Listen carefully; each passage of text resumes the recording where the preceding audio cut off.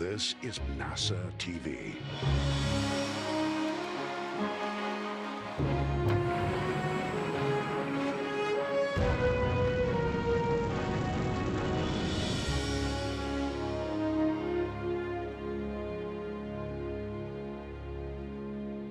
Good morning, everyone, and thank you very much for joining us today at Johnson Space Center as we discuss the upcoming Crew-6 mission to the International Space Station. We're targeting no earlier than February 26th at 2:07 a.m. Eastern Time for that launch, carrying NASA astronauts Steve Bowen and Woody Hoburg, as well as United Arab Emirates astronaut Sultan Al-Nayati and Roscosmos cosmonaut Andrei Fedyaev. They'll be on a long-duration mission to the International Space Station, and we're joined today by panelists to discuss that upcoming launch and mission. To my left, we have Kathy Leaders, the Associate Administrator of the Space Operations Mission Directorate, Steve Stitch, Manager of the Commercial Crew Program, Joel Montalbano, Manager of the International Space Station Program, and joining us virtually, we have Sarah Walker, the Director of Dragon Mission Management at SpaceX, Sergei Krikalev, the Executive Director of Human Spaceflight Program for Roscosmos, and Salim Al-Mari, the Director General of the Mohammed bin Rashid Space Center for the United Arab Emirates. We're going to start off with some opening remarks for our panelists today before we get into the question and answer portion of the session. If you have a question and you are on the line, please raise your hand by pressing *1, and if your question is answered, you can remove that by pressing *2. But before we get there, we'll start with our opening remarks, first from Kathy Leaders. Thank you for being here. You know, this week is often a solemn and a thoughtful time for us in the NASA family, with the 20th anniversary of Columbia yesterday and our Day of Remembrance tomorrow. And it's just multiple reminders for us that we need to, in human spaceflight, remain vigilant and continue to recognize that we are keeping the safety of the crew in our hands. And so we're really headed into a very critical time right now in our joint operations in LEO. In fact, we're heading into, I would say, one of the busiest increments in the history of station. You know, we have a string of critical missions coming up with the flight of the replacement Soyuz, our Crew-6 launch, our Crew-5 return, and all that work is going to be preparing us with the crew complement to support the critical science that we'll be conducting, and then the additional crew visits that we have with our Boeing crewed flight test and our Axiom 2 mission. You know, I look at the patch, and this panel exemplifies to me the ISS collaboration, right? Here we are with our ISS program and our commercial crew program team, our partnership here with SpaceX, our professional relationship and continued relationship, teamwork with our Roscosmos partners. And then here we're getting a new face. Salim's joining the team on the increment. But I want to wrap up by saying this team here knows that they need to focus on us doing this right and us carefully working through each of these missions to ensure the safe operation of the International Space Station and our ongoing operations there. Thank you. And Steve. Thanks, Kathy. It's an honor to be here representing our Commercial Crew Program team today. This is always a time of year for me to sort of step back, and as we have our Commercial Crew Program Day of Remembrance activities tomorrow, to think about what we do and the diligence that it takes to put every mission together, the care of every spacecraft, the care of every decision we make relative to analysis and all those sorts of things. So, you know, spaceflight is certainly challenging. It still is challenging here in 2023, but we take that very seriously in Commercial Crew and are looking forward to a safe mission when we're ready to fly. It's exciting to be getting ready for Crew-6 as we get into that final phase. A lot of the hardware is already at the Kennedy Space Center. Dragon is being processed, is going through those final checkouts, and the crew will go down. I know Sarah will talk more about it, but the crew will go down and do a checkout of that spacecraft this weekend and look at the interior and all the systems on the spacecraft. We have almost all of the Falcon 9 hardware at the Cape for the flight. We still have the first stage is still getting its final processing in McGregor, Texas. It'll ship down around February 4th or so, and then we'll have all the hardware down for the flight for the final, putting all the final pieces together. You know, our NASA and SpaceX teams are doing the final reviews of all the data for the flight.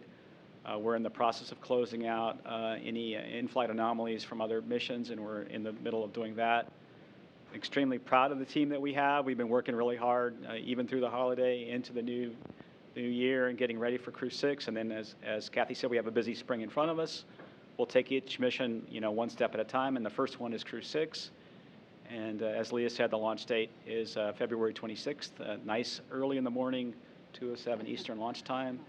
And we'll be ready when the vehicle and all the hardware is ready to go, and the crew and all the other things it takes to execute the human spaceflight mission. Following that, we'll have about a 5-day handover, and then we'll bring the Crew-5 Dragon home.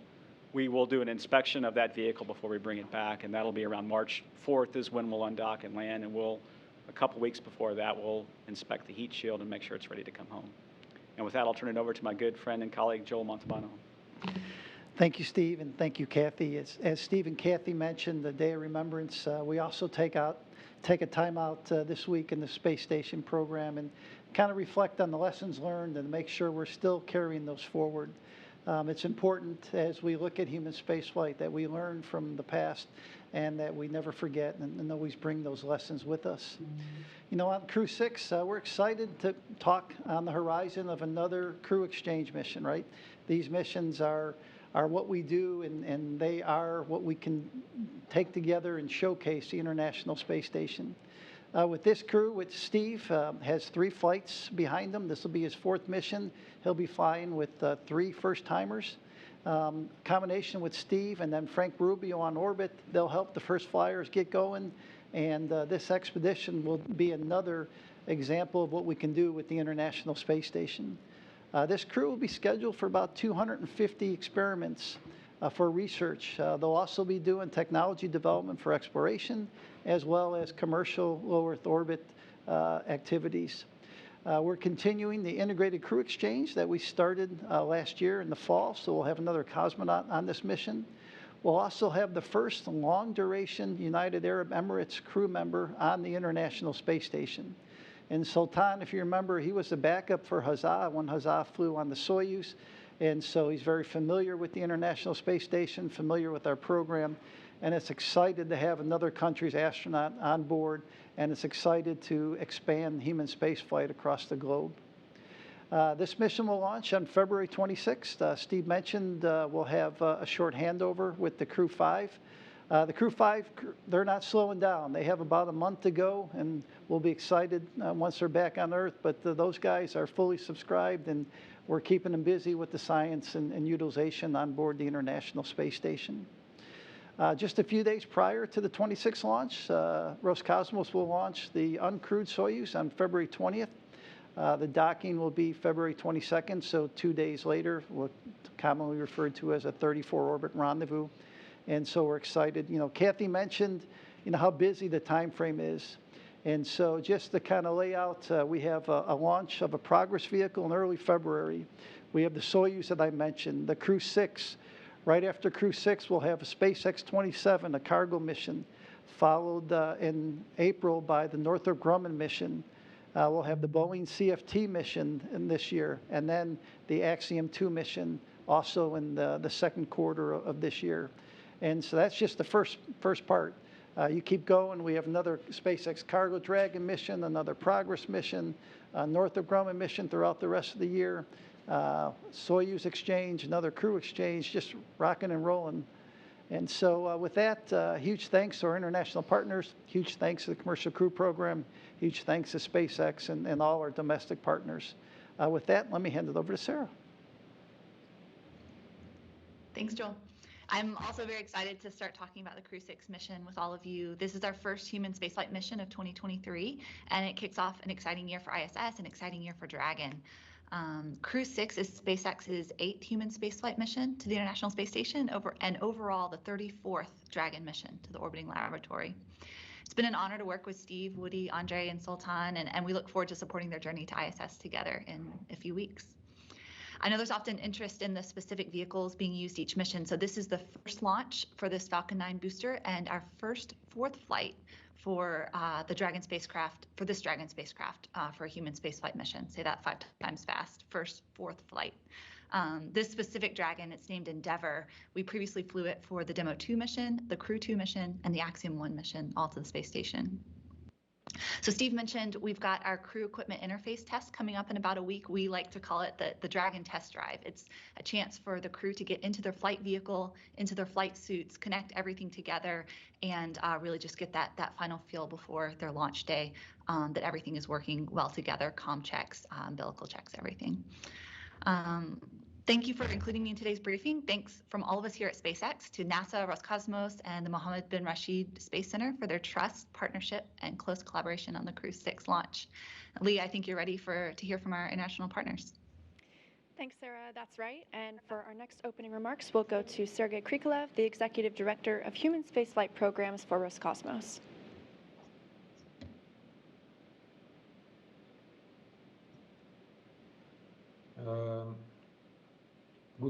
Good day or good evening in our time. This time is the second time when a Russian cosmonaut is going to fly on SpaceX, and Andrei Fedyaev is going to fly on Crew-6 and join our long-duration mission on Russian segment of International Space Station. And he's going to replace Anna Kikina, who is working now on board and going to return back with Crew-5. So we see that this type of activity, exchange mission, integrated crew, is very useful and increase reliability of our missions. And as Joel said, we are going to send unmanned cargo vehicle Progress to International Space Station on February 9th, and going to send Soyuz to replace previous Soyuz on February 20th. So that's basically it. I'm ready to answer questions. Thank you, Sergei. And just before we go to our questions, we are going to turn it over to Salem Al-Mari, the Director General of Mohammed bin Rashid Space Center for the United Arab Emirates. Thank you very much. Hello, everybody, and good afternoon, good evening from Dubai. It's an honor and pleasure to be here. Today, I thought I'd give a quick introduction to the Mohammed bin Rashid Space Center. Maybe a lot of our listeners today are not fully aware of the center itself. We were established as a government entity based in Dubai in 2006, so close to 20 years. And we have 4 main areas that we are working in currently. The first was and is Earth observation satellites, where we build satellites from 100 kilos all the way up to 1 ton here in Dubai and the UAE. The second program that we have is our Mars exploration program, where we launched jointly with the UAE Space Agency the first mission to Mars from this region. It was launched in 2020 and orbited Mars in 2021 and is operated today from the center here in Dubai. Our third program is a focus on moon exploration. And we recently launched our first rover to the surface of the moon. This hopefully should land with the Japanese lander sometime in April of this year. So that's an exciting program that we're working on, and we are planning our second and third rovers as we speak now. And the fourth program, which I will delve a little bit more and get more details on, which is our UAE astronaut program. This is, of course, the human spaceflight program. This was kicked off in 2017, and through that program, we launched selection process, and we selected our first 2 astronauts, Hazza al-Mansouri and Sultan al-Niadi, who is a member of the Crew-6 today. We had 4,000 people apply to that program. We selected those 2 gentlemen, and we had our first mission to the ISS through an agreement with Roscosmos, where we had a short duration mission in 2019 to the ISS. It was a very successful mission. We had hundreds of thousands of students and a lot of outreach that was done through that mission, as well as science. And this was really a push from the UAE to say that we want to be a long-term player in human spaceflight. as well as one of the players that can contribute to human spaceflight. Today, of course, we're talking about our second flight. Before I talk about that, I will say that after that flight, we then signed an agreement with NASA to train our 2 astronauts and 2 additional astronauts. After that agreement was signed, we then selected 2 more astronauts, where we selected the UAE's first female astronaut, Noura, and another additional astronaut called Mohammed. All of those 4 astronauts have been training in NASA.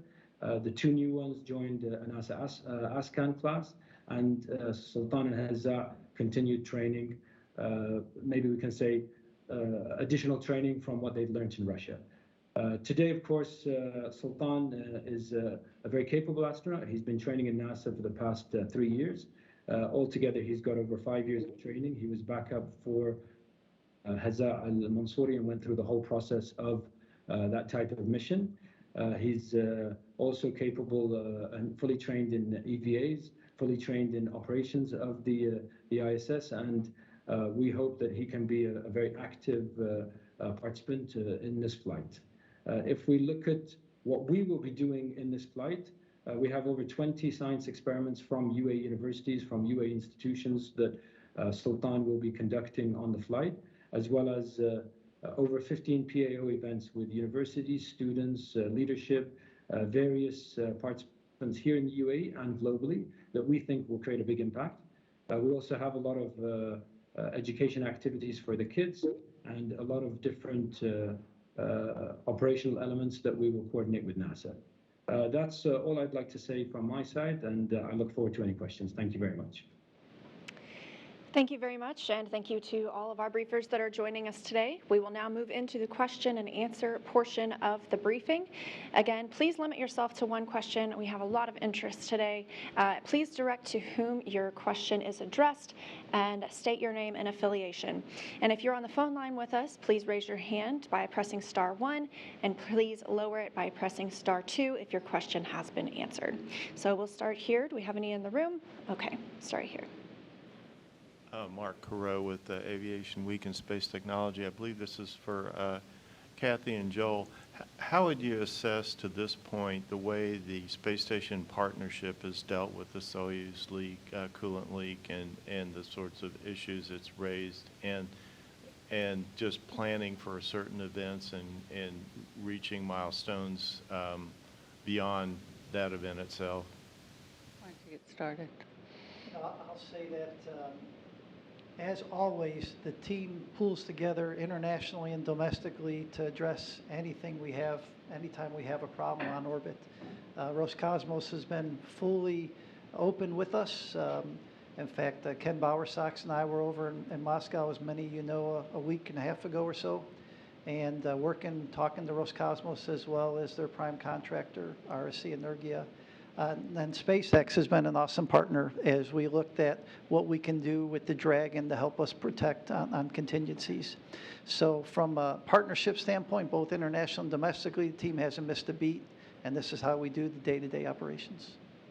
Yeah, I think it's also really important to show how that integrated crew and that integrated crew strategy and planning helped us really be able to work on having the most robust strategy possible working through this, right? And so we were able to put together different options and work different strategies to be able to deal with what was a very low probability event, right? And we always plan for the best and the worst sometimes, but you know, it's why we look at that strategy and having that resilient strategy for these very low probability events that allows us then to have the strongest logistical and operation posture as a joint team.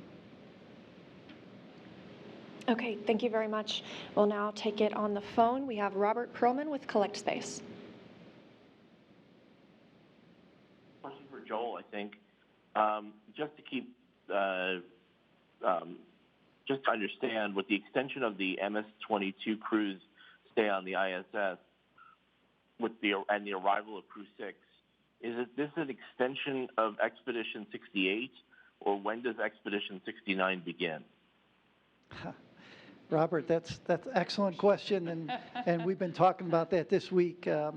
As you know, should you just change over expeditions with the new Soyuz, which is typically what we do, or should we extend? And we're probably a week or so away from making the trigger and deciding which path we're going to go. Okay, our next question is from Marcia Dunn with AP. Maybe along the same lines. Joel, how long is this particular mission, Crew-6? How long are they expected to be up there? The shortest or the longest? And for SpaceX, I'm wondering if the Soyuz leak and impact strike, was that sort of a wake-up call for you? Could something like that happen to the Dragon while it's parked at the space station? And are there any plans to try to make your capsule more robust so something like this couldn't happen? Thank you. I'll take the first part. It's about a 6-month mission, and so 180 days, 182 days or so is what we're planning for Crew-6. I can start out with what we've done, and then maybe Sarah can jump in relative to MMOD and the Dragon. First of all, we have designed that vehicle to have a certain amount of shielding for the environment already around critical systems like the propellant tanks and other areas. And so we went in with the design knowing that this was one of our highest risk areas, and so we put some shielding and different things in place. We do obviously inspect the vehicle before the vehicle returns, and so we'll do an inspection in the couple of weeks prior to undock. And then, just yesterday at the Program Control Board, we started to talk about a little bit, is there anything we can do now that the environment may be a little higher than in the past? Could we go put in some additional shielding? And we'll go work with Sarah and the SpaceX team to go lay that in and see if there's something else we can do. We certainly understand MMOD is a big risk. When I worked on the Space Shuttle program a number of years ago, it was our highest risk. We had one flight where we almost had some significant damage to a radiator that could have been a mission impact as well. So we continue to watch it very carefully and know that it's something that we have to manage very carefully for these missions. And we did have Sarah on. I think she was muted. So Sarah, if you wanted to add anything, feel free.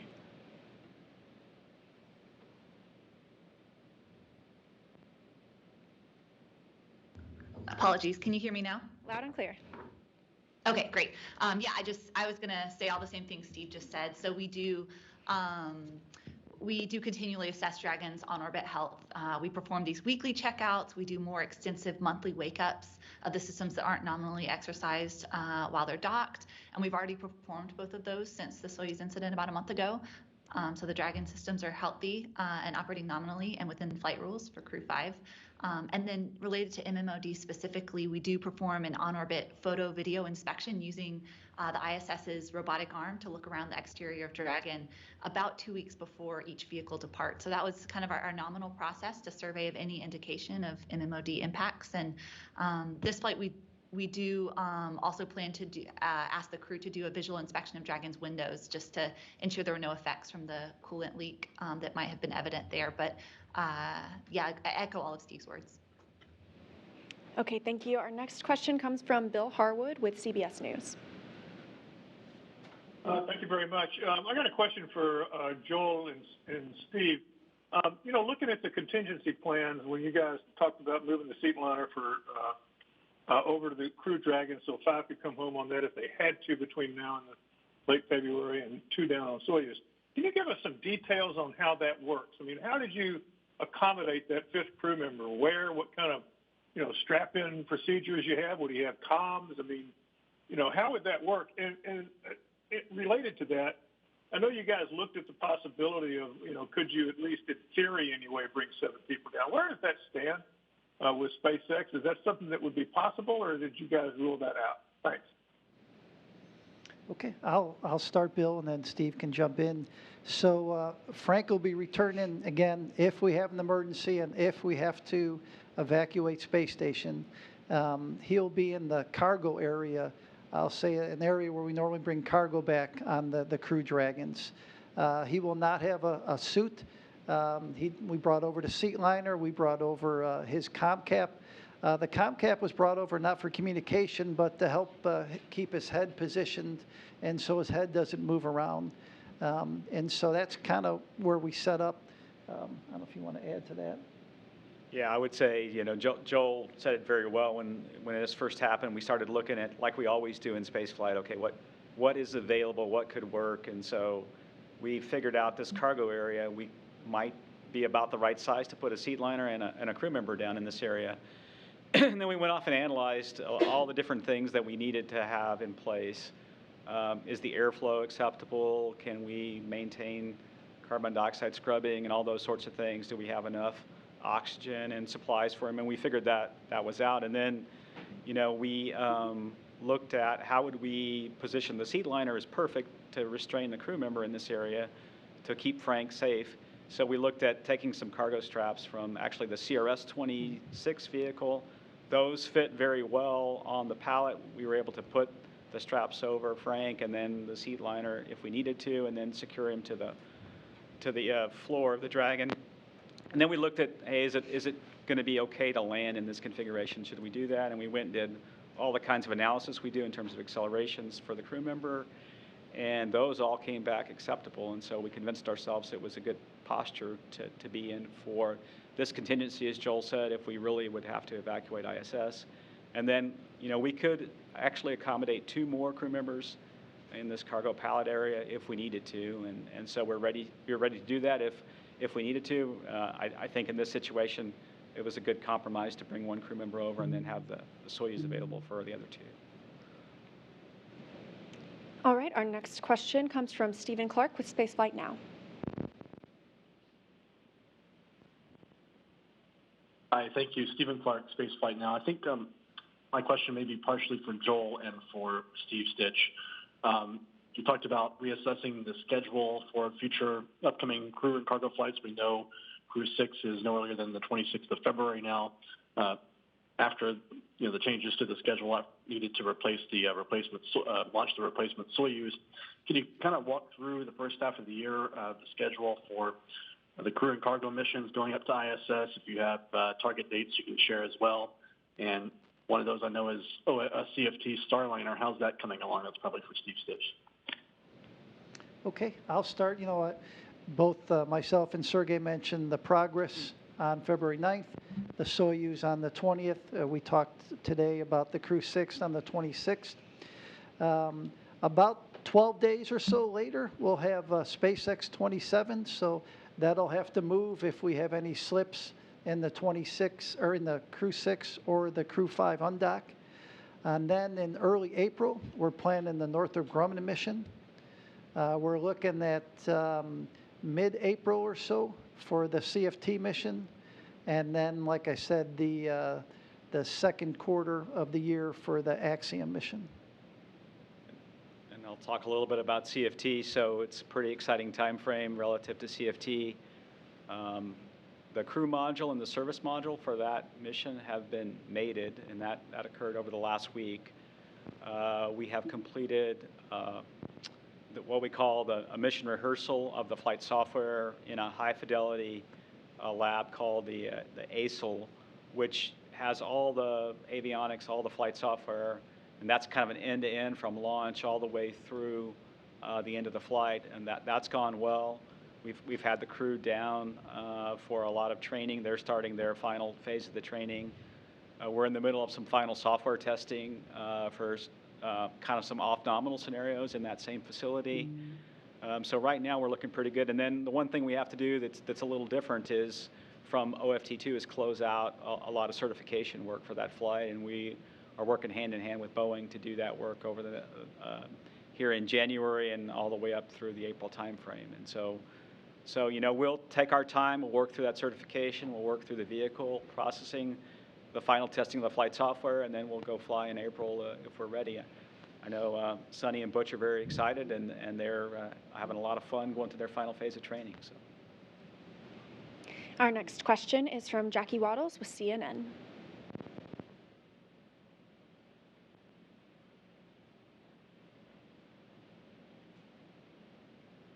Jackie, are you on the line?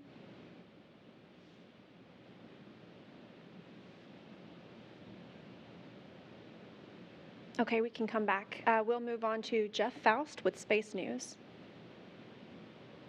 Hi, good afternoon. Question probably for either Joel or Kathy. What's the long-term outlook for integrated crews going into this fall and beyond? Are you still planning swaps on the Soyuz and Crew-7 missions this fall? And does Frank Rubio's extended stay on the station change any of those plans? Thanks.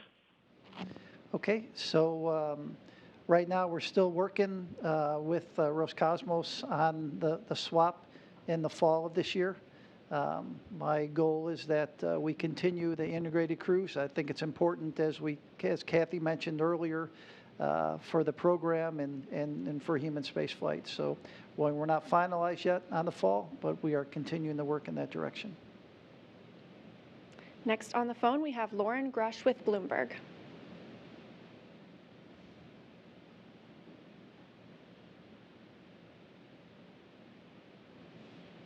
Hi, Lauren, can you hear us?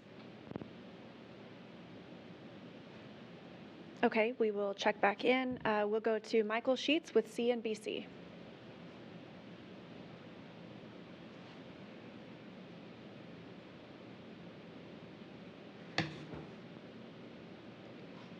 All right, it looks like next up we have Tim Fernholz with Quartz. Hello, everybody. Tim Fernholz with Quartz. Thank you for taking my question. This is for Sarah or maybe Steve or Kathy. But I'm curious for Dragon training for international astronauts, how that proceeds given export control rules and ITAR. Are there waivers that are used? We heard from the Inspector General last week there were some issues with cooperation with Japanese astronauts on Artemis. So I was curious how you solve these problems for commercial crew. Thank you. Yeah, sure. We've had the privilege to train a number of international partner astronauts, had a number of them go through our training flow now: France, Germany, Japan, Russia, Italy. So, of course, we follow all ITAR regulations to a T. We have similar rules in place for our employees and any visitors to our facilities. So we stay in lockstep with our export compliance team. I've got a text relationship with that team there. And so they stay super tight with my team and the training team just to ensure that we're able to train our astronauts fully for their missions. Yeah, I mean, we're lucky we have the framework of our under which the International Space Station was established, that kind of established the export environment and our relationships, and then that whole framework was obviously also coordinated with headquarters and the other agencies as we brought on our commercial partners. So this has been an export framework that's been in place since we brought on the new contracts, and honestly was built on over the last 20 years of the International Space Station. It's actually another place where the International Space Station continues to create learning for our agencies and our nation on how to better collaborate and obviously comply with our export rules, but allow technical collaboration on these key activities. Our next question comes from Richard Tribeau with the Orlando Sentinel. Hi, thank you for taking my question. This is for Sarah Walker. With this being the fourth launch of Crew Dragon Endeavour, how many more launches would it have left? And is there any plans to expand the fleet beyond the 4 Crew Dragons that are in play?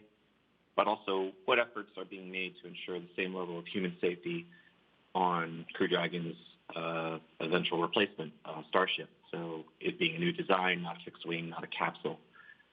And that's my question. Thank you. Yes, thanks for your question. So we actually have one more Crew Dragon vehicle in early stages of production now. We expect it to come online and enter the flight rotation late next year, I believe. So that'll bring us to a fleet total of 3 cargo vehicles and 5 crew vehicles. And those are already certified for 5 flights each and well underway through their qualification campaign to expand that much further. We expect 15 flights for most components. So I think that will carry us well through the manifest that we see ahead of us. Our next question comes from David Denault with About Space Today. Just once again, the launch time, somebody verify that. And if we don't launch on the 26th, what is the next available date and launch time? And another question I have for Sergey, on the return of the 22 vehicle, do you expect any interior damage from the heat? Yeah, I can address the launch time question. Yeah, the launch time for the 26th is 2:07 a.m. That's Eastern time. And then we're well set up for 3 launch opportunities in a row that would satisfy the requirements to dock at the International Space Station. And the launch time, for the next day, I don't have the exact time, would be about 23 or 24 minutes earlier. So, it'd be about 1:40 something Eastern time. So. Always scary during math in public. It is. Yeah, it's very. And as for my part of the question, we are going to return back damaged vehicle basically in nominal mode. We have several backup opportunities using different equipment. And we expect the temperature inside equipment compartment and the crew compartment is going to be higher than nominal. That's why we don't return back crew using this Soyuz. But we know that most of equipment built with pretty big margins. So we expect the temperature is going to be higher, but we think that temperature wouldn't exceed the limits that could damage the equipment. So and even if some of equipment will work not in a proper way, we still hope to return vehicle in controlled mode, and we are going to use this reentry as another test opportunity. Thank you, Sergey. Our next question comes from Joey Roulette with Reuters. Hey, thanks. I guess this one's for Sergey and Joel. I just kind of want to make sure I'm understanding this correctly. If there's a station emergency before MS-23's arrival, Prokopyev and Petelin would go into MS-22 and Frank Rubio would go into the Crew-5 vehicle, correct? And if so, then Joel, I guess, why wouldn't Rubio go into MS-22 and what gives us the confidence that MS-22 is safe in an emergency scenario versus a nominal scenario?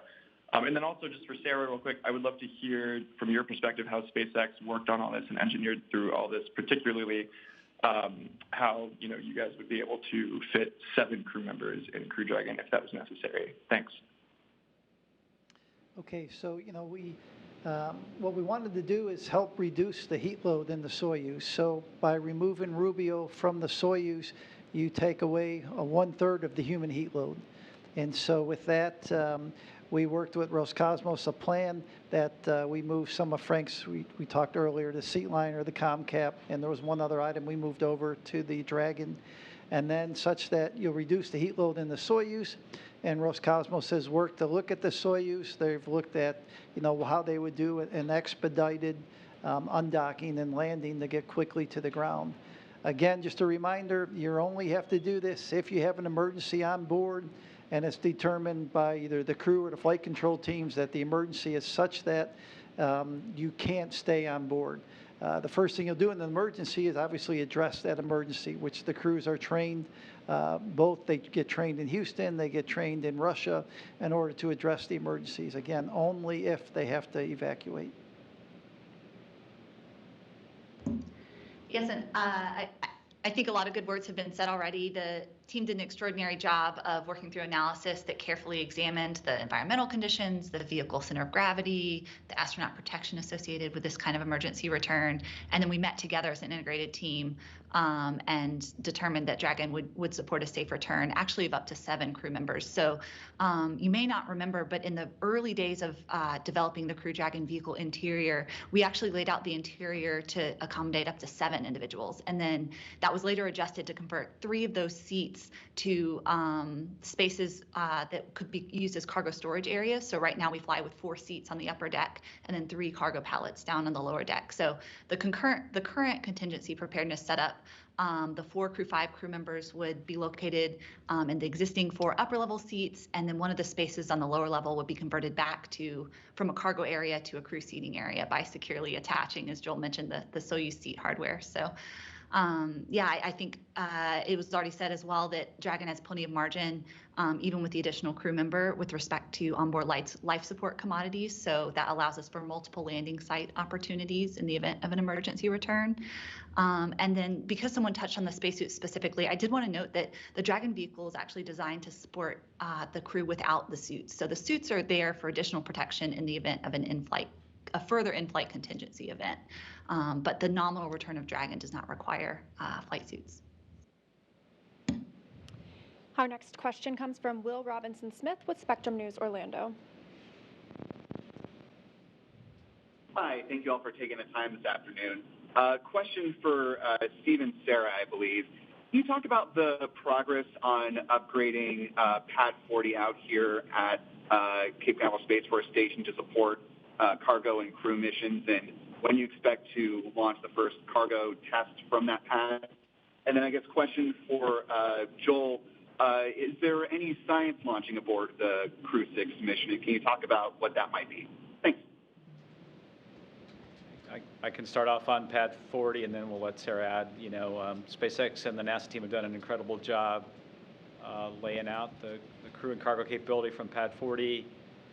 We've already been through a number of preliminary design reviews on that pad, and then also we've been through a number of the next level, the first level of preliminary design, then critical design review on several of the systems at the pad, and then recently SpaceX has started groundbreaking on that pad, and actually the initial work to clear the site and then pour the pilings for the crew tower, and then I'll let Sarah finish and comment on when that capability might be available.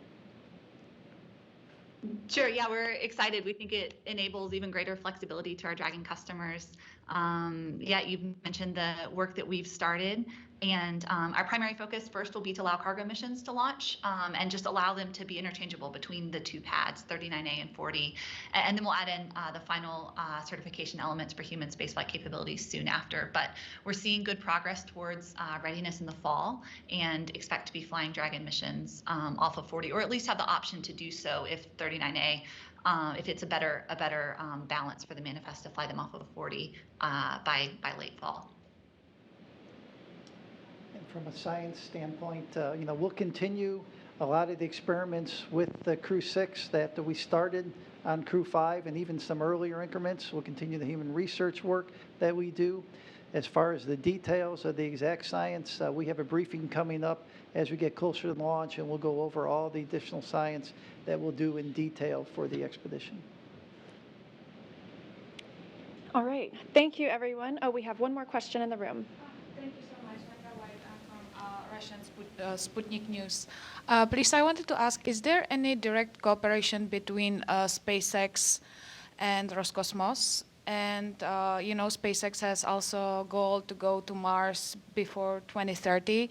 Will NASA cooperate on that, or Roscosmos, or is it solely SpaceX thing? Thank you. Sarah, you want to take the SpaceX part, and I'll talk about SpaceX-NASA cooperation. Sure. So I think speaking for SpaceX, we are excited to train the crews that are given to us for our vehicles. And so it's been an honor to train now 2 Roscosmos cosmonauts now for Crew-5 and now here for Crew-6. And so we look forward to continued partnership. Yeah, and within NASA, obviously, we're really excited because we've been laying out our Moon to Mars strategy and how we're laying that in and how we're working through that.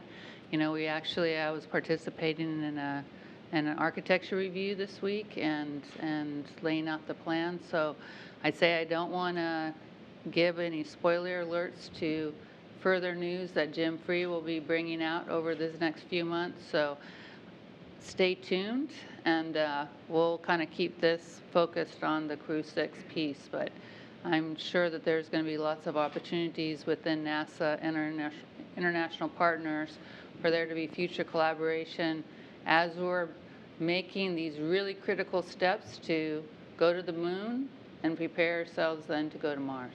Thank you. All right, thank you to everyone who joined today in person and on the phone, and of course, a major thank you to our briefers and all the questions that they answered for us. We are not done for today. Our Crew News Conference, where you will meet the Crew-6 astronauts and cosmonaut themselves, is coming up at 1 p.m. Central Time, so we hope you will tune in and join us for that exciting event. We're also looking forward to Crew-6 launch no earlier than February 26th. But that wraps it up for us this morning. Thank you for joining us.